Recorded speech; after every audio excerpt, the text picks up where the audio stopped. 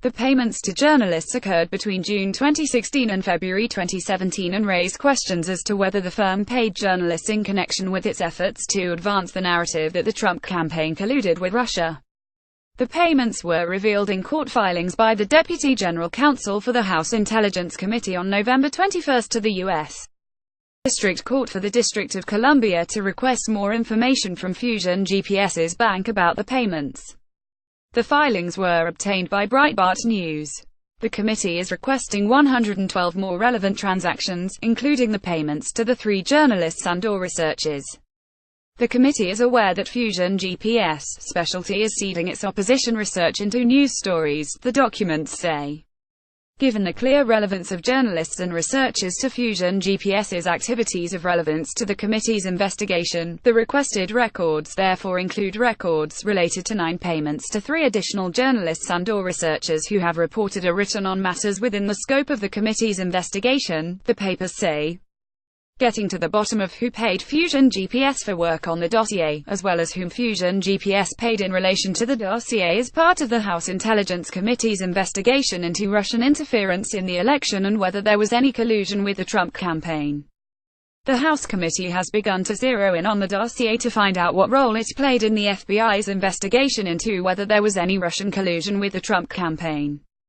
Last month, it was revealed that the Hillary Clinton campaign and the Democratic National Committee paid for the dossier through its lawyer Mark Elias's law firm Perkins Coie. Perkins Coie paid Fusion GPS 7 payments from May 24, 2016 to December 28, 2016. In total, Perkins Coie paid Fusion GPS just over $1 million in what appears to be one of the firm's most lucrative contracts in mostly redacted bank records turned over to the committee. After Perkins Coie hired Fusion GPS hired ex-British spy Christopher Steele to work on the dossier. The dossier was reportedly used by the FBI to launch its investigation and obtain a surveillance warrant on a Trump campaign member, despite making salacious and unverified claims. Steele told Mother Jones he went to the FBI in early July 2016, and former FBI Director James Comey told the House Intelligence Committee that they launched their investigation late July 2016. The filing includes one case where Fusion GPS successfully got the contents of the dossier into the news media. In fall 2016, the Fusion GPS directed Steele to meet with major media outlets, including Yahoo News.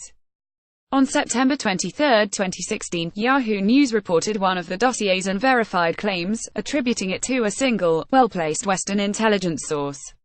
That claim alleged that former Trump campaign volunteer foreign policy advisor Carter Page met with 2 high-ranking Russian officials in July 2016.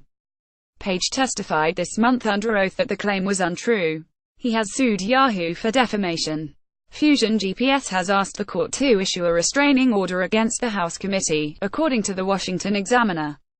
The firm is denying the payments to the journalists are pertinent to its work related to Russia or President Trump. It said the payments were made to help the company with research. Fusion GPS is a research firm set up by former investigative journalists. Fusion GPS's lawyer, Josh Levy, said in a statement to the Examiner. It sometimes works with contractors that have specialized skills seeking public information. Contractors are not permitted to publish any articles based on that work, and Fusion GPS does not pay journalists to write stories. Levy told the Examiner the payments were not aimed at getting anti-Trump stories in the press. This is simply another desperate attempt by the president's political allies to discredit Fusion GPS's work and divert attention from the question these committees are supposed to be investigating: the Trump campaign's knowledge of Russian interference in the election, he said. The dossier was not able to be corroborated by American intelligence agencies and was not used by those agencies in their January assessment that Russia meddled in the 2016 election to help Trump, according to former Director of National Intelligence James Clapper. The challenge we had at the time was corroborating some of the second and third order assets that were used to compile the dossier.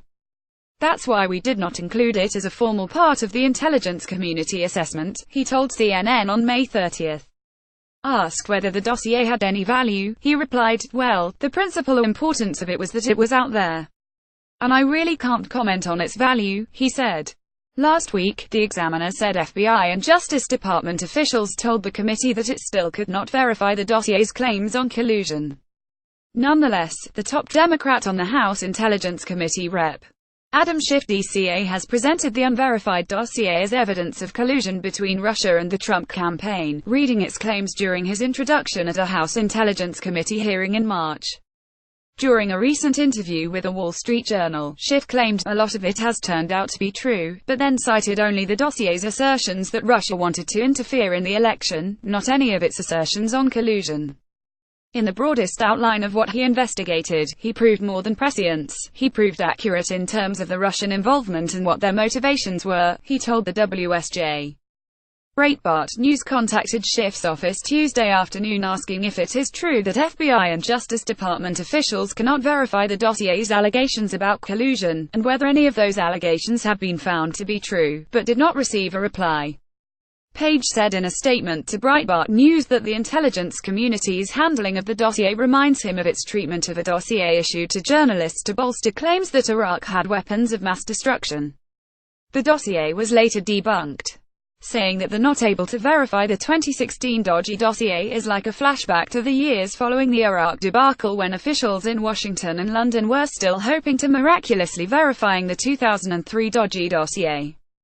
Hope inevitably springs eternal until epic intelligence failures and associated foreign policy mistakes are at last completely debunked.